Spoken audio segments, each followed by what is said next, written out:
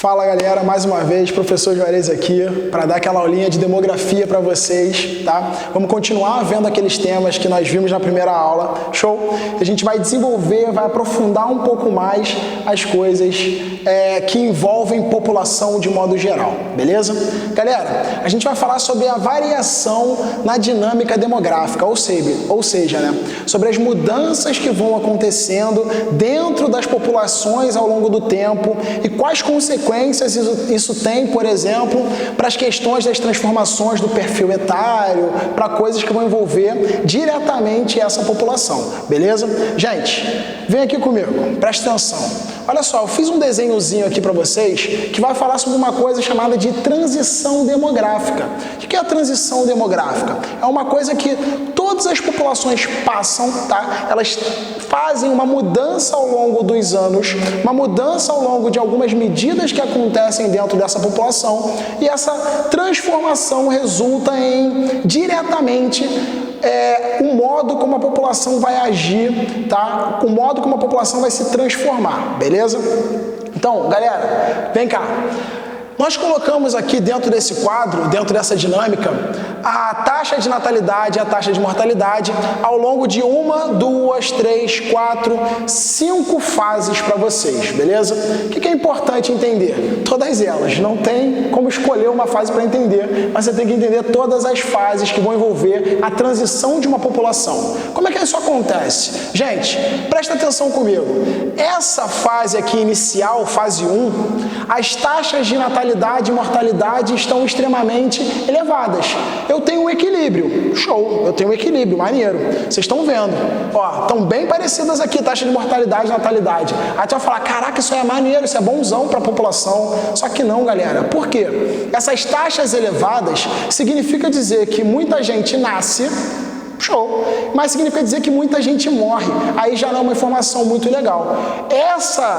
Esse momento, né, que nós vamos encontrar na transição demográfica geralmente está associado a uma população majoritariamente rural. Aí tu vai falar, pô, mas por que população rural? Pelo seguinte: as populações rurais, elas acabam não tendo muito acesso, tá, a fontes que vão fazer com que elas fiquem vivas por mais tempo.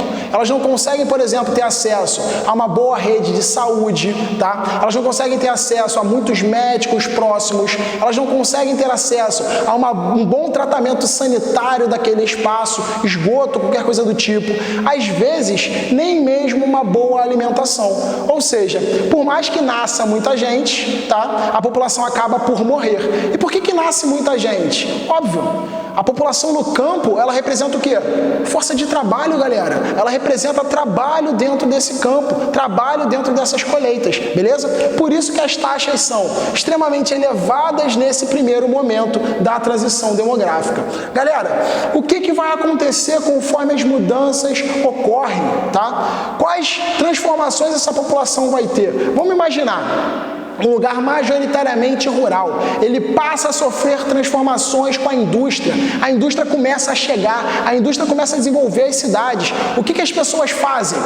É isso aí, elas saem do campo, elas vão para as cidades em busca de emprego, tá? Mas elas não mudam a sua dinâmica em relação, por exemplo, a nascimentos. Por isso que no segundo momento, olha só, a taxa de natalidade é uma taxa elevada e a taxa de mortalidade é uma taxa o quê? Em queda, galera, é uma taxa que está caindo. Mas por que essa taxa cai? Vamos lá, a gente passou a ter uma indústria nesse espaço, a gente passou a ter uma população chamada de urbano industrial. Olha, a cidade, ela vai começar a apresentar melhores condições de vida. A pessoa, ela passa a ter acesso mais fácil a médicos, ela passa a ter acesso mais fácil a uma alimentação boa, ela passa a ter acesso mais fácil, por exemplo, a uma questão sanitária melhor dos espaços que ela mora. E tudo isso vai fazer com que a população viva mais ou morra menos. Beleza? Então as taxas de mortalidade, elas começam a descer, elas começam a cair. Gente, o que esse momento vai significar pra gente? Galera, esse momento significa pra gente que nós temos uma diferença muito grande entre quem?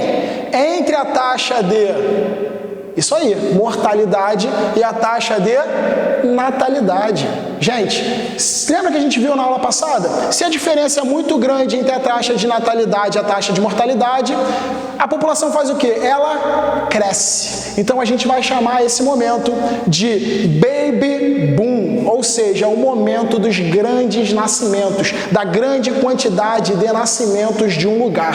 Show? Esse momento é importante por quê, galera? Porque ele vai gerar pra gente no futuro uma população de adultos muito grande.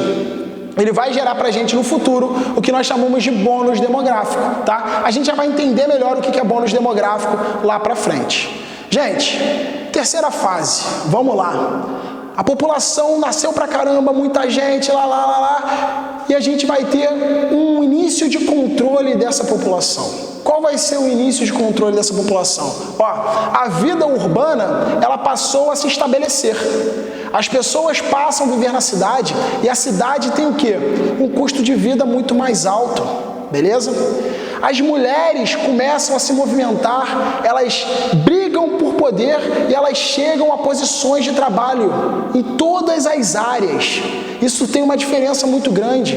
A gente passa a ter no planeta métodos que são contraceptivos, beleza? Tudo isso passa a controlar cada vez mais o quê? O número de filhos que nasce por mulher. Ou seja, a taxa de natalidade, ela começa a diminuir. A vida urbana, então, a vida moderna, ela traz uma diminuição das taxas de natalidade. E, ao mesmo tempo, ela traz o quê? Um controle das taxas de mortalidade, beleza? A gente passa a ter, então, no momento 4, um equilíbrio. Olha só, coisa linda, estou equilibrado aqui, estou suave, estou na moral. Por que eu estou na moral? Porque a taxa de mortalidade, ela está baixa, a taxa de natalidade está equilibrada, não está nem muito alta nem muito baixa, a população continua a crescer em um ritmo menor, tá? Qual é a diferença para o número 5? Para a fase 5. Galera, a fase 5, ela ainda está sendo estudada, obviamente, porque ela está acontecendo nesse momento, principalmente para os países mais desenvolvidos, tá? Por quê? Nós vamos ter uma população que passou a envelhecer muito, tá? A gente passou a ter uma população com a expectativa de vida muito alta. Lembra, a gente falou sobre a expectativa de vida na aula passada, tá? E essa população com a expectativa de vida muito alta, ela está muito velha.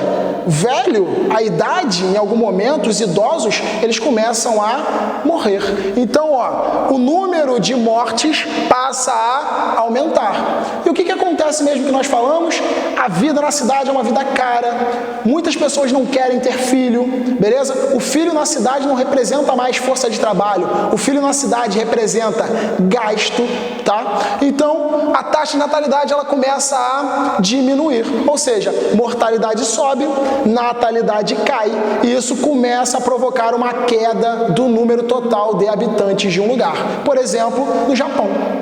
O Japão é um espaço que passa pela queda do número de habitantes. Ele chegou a 28 milhões de habitantes, hoje ele tem 128 milhões de habitantes, desculpa. Hoje ele começa a atingir um número de 126, 125 milhões de habitantes, beleza? E isso vai trazer políticas, obviamente, para propor nascimentos, tá? Mas vamos lá, vamos seguir aqui com a nossa aula, presta atenção. Galera, para entender como isso vai ser transformado em dados que envolvam a população, a gente precisa saber como a pirâmide etária funciona, tá? O que é uma pirâmide etária? A pirâmide etária é uma forma de organizar a população de um lugar através das suas idades e através do seu quantitativo, tá? O que nós vamos ter?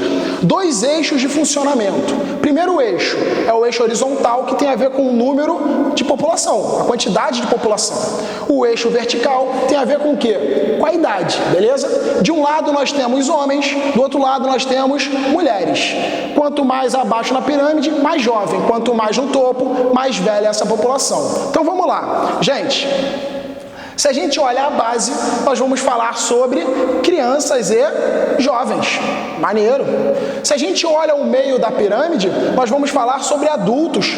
Pô, maneiro, professor, show. Se a gente olha o topo da pirâmide, nós vamos falar sobre idosos. Tranquilo? É só isso, pirâmide etária? Não, óbvio que não. A gente precisa ter algumas percepções dentro dessa pirâmide etária e de como ela vai ser importante para a gente. Por exemplo, se nós estamos falando de crianças e jovens, nós vamos falar sobre também, automaticamente, taxas. Olha só, a base, então, larga ou estreita, ela vai revelar se as taxas de natalidade e fecundidade são altas ou baixas. Beleza?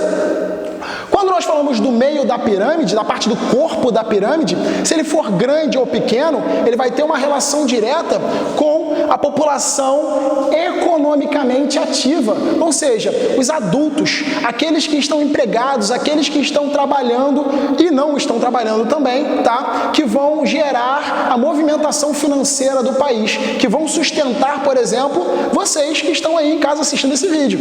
Os pais de vocês são população economicamente ativa. Tranquilo? E quando nós falamos do topo da pirâmide, nós vamos falar, além de idosos, obviamente, sobre expectativa de vida. Ou seja, quanto mais largo o topo, maior a expectativa de vida. Quanto mais estreito esse topo, menor a expectativa de vida. Tranquilo isso? Aí tu vai falar, pô, mas tá faltando coisa aí, professor. Não tá faltando mortalidade? Ah, moleque, tu é safo, olha só. Tá faltando mortalidade, mas a gente consegue entender o porquê. Olha só. Da base ao topo, não sumiram várias pessoas nesse caminho? Sumiram não, né? Morreram várias pessoas nesse caminho? Por quê? Tudo que está faltando na pirâmide, nós vamos considerar como taxa de mortalidade, ou seja, como a mortalidade desse espaço. Tranquilo? Gente, quando nós olhamos as pirâmides, elas podem ser diferentes, tá? Elas podem ser pirâmides de países pobres, de países emergentes, de países ricos, e cada pirâmide vai ter uma representação diferente. Por exemplo, olha só, galera, essa pirâmide aqui, ela é uma pirâmide de base larga e de topo estreito, ou seja, de grande natalidade e de grande mortalidade. Se ela é uma pirâmide que funciona desse jeito, ela vai ser uma pirâmide de países pobres. Olha só, de áreas pobres, tranquilo? Quando nós falamos sobre essa pirâmide aqui do meio, que tem uma grande taxa de natalidade, olha só o corpo dela, como é largo, como ela vai ter muitos adultos, ela vai ter uma baixa taxa de mortalidade, falta poucas pessoas aqui, ela é uma pirâmide de países emergentes. Olha só, pirâmide de países emergentes. Ou seja, esses países emergentes são aqueles que apresentam o melhor momento para o crescimento econômico. Aí tu vai falar, caraca, professor, como assim? Por quê? Olha só, gente, lembra que nós falamos sobre uma ideia de bônus demográfico? De quantidade de pessoas que viram adultas e que representam a maior parte da população? Então, os adultos são população economicamente ativa, ou seja, quem gera grana. E os idosos são população economicamente inativa. E as crianças são população economicamente inativa. Ou seja, essas duas fases aqui, essas duas partes da pirâmide dependem da parte central.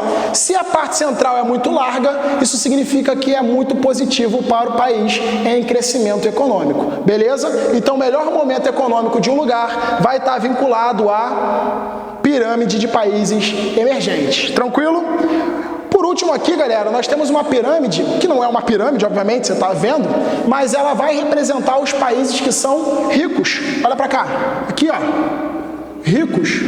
Por que países ricos, galera? Porque ela tem uma baixa natalidade e ela tem uma baixa mortalidade. Ou seja, não nascem tantas pessoas, mas também não morrem tantas pessoas. Existe um equilíbrio. Então a gente pode enquadrar cada pirâmide em uma fase que vai ter essa variação da transição demográfica? Podemos. Essa pirâmide aqui, ela vai estar associada principalmente à fase 1. Olha aqui, vai estar associada principalmente à fase 1. Quando nós falamos sobre a pirâmide de países emergentes, ela está principalmente associada à fase 2 e à fase 3. Beleza? Quando nós falamos sobre a pirâmide dos países ricos, ela está associada à fase 4 desse espaço, tá? Então, cada pirâmide pode ser associada a uma fase da transição demográfica. Gente, vamos dar uma olhadinha aqui no quadro interativo para a gente poder fechar a nossa aula de hoje e seguir com o conteúdo. Vamos lá! Olha só, galera, aqui nós temos, por exemplo, uma pirâmide no material de vocês, tá? Bonitinha, que está representando, olha só, pirâmide etária da Etiópia. Olha o que a gente estava falando. Etiópia é um país rico ou um país pobre? É um país pobre, é um país do continente africano que passa por situações financeiras, né, muito ruins. Então a gente vê como ela é. Presta atenção em mim. A base ela é extremamente larga, beleza? E o topo é extremamente fino. A maior parte das pessoas está numa faixa etária entre 0 e 4 anos. Olha que doideira, galera. Então nasce muita gente nesse espaço, mas elas não chegam até muito tempo da vida do idoso, tá? Elas não chegam até essa faixa mais avançada da idade. Tranquilo? Vamos seguir? Olha só, gente. Nesse outro lado, nós temos uma pirâmide que vai ser associada ao Canadá. Pô, Canadá é o quê, galera? Tu vai falar que tu não quer ir pro Canadá? Canadá é um país desenvolvido. Olha pra cá como essa pirâmide vai acontecer. Gente, a base é larga? Não. A base, ela é estreita. Quando nós estamos falando do topo, galera, o topo é largo? Muito. Essa parte mais larga aqui é de pessoas de 55 a 59 anos. Ou seja, grande parte da população do Canadá está entre adultos e idosos com poucos nascimentos, por conta de toda a transformação que nós falamos ali no quadro ao lado. Beleza? Vamos seguir só mais um pouquinho para terminar essa aula, gente. Olha uma coisa que nós estávamos falando. A população, ela começa a fazer o quê? Ela começa a sair do campo e ela começa a ocupar os espaços que são urbanos. Olha a diferença pra gente, de 1950, tá, até 2050. De novo, ó, evolução da população urbana e rural. Gente, o verde representa a população rural. O azul representa a população urbana. Olha a trajetória da população rural. Ela aumenta ao longo do tempo, mas depois ela faz o quê? Se estabiliza. Ela deixa de crescer, tá? Ela deixou de crescer dos anos 2000 e a projeção é que ela não cresça em diante, mas que ela diminua até um pouco, tá? Quando nós falamos sobre a população urbana industrial, ela está fazendo qual movimento? De crescimento.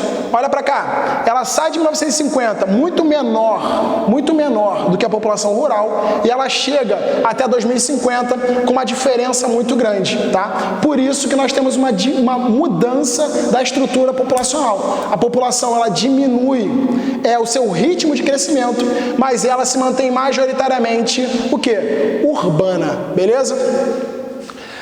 Só para não deixar de falar de uma coisa que eu acabei passando, mas vou voltar aqui, observa também esse gráfico que vai estar no livro de vocês, lá na página 21. Gente, olha a mudança etária que nós temos ao longo do tempo por conta da transição demográfica. Presta atenção. Ó, população por grupo de idade, ou seja, crianças e jovens, adultos e idosos. Crianças, né? Aqui, até 24 anos, nós vamos ter o verde, tá? De 25 a 64. Eu estou nessa fase aí. Nós temos o vermelho, de 65 em diante, nós temos o amarelo. Presta atenção. População até 24 anos, ao longo dos anos, a tendência é que ela diminua em porcentagem, tá? População de 25 até 64 anos, a tendência é que ela aumente em porcentagem, afinal de contas as pessoas vão envelhecendo. E por último, olha que interessante, a população mais idosa, ela sai de 5% e ela chega lá por volta de 2050 a 15, quase 16% da população mundial. Gente, isso é muita coisa mesmo, beleza? Galera, por hoje, tá? Esse foi o conteúdo, espero que vocês tenham entendido. A gente se vê na próxima aula. Beijão, eu tô morrendo de saudade. Tchau, tchau. Valeu!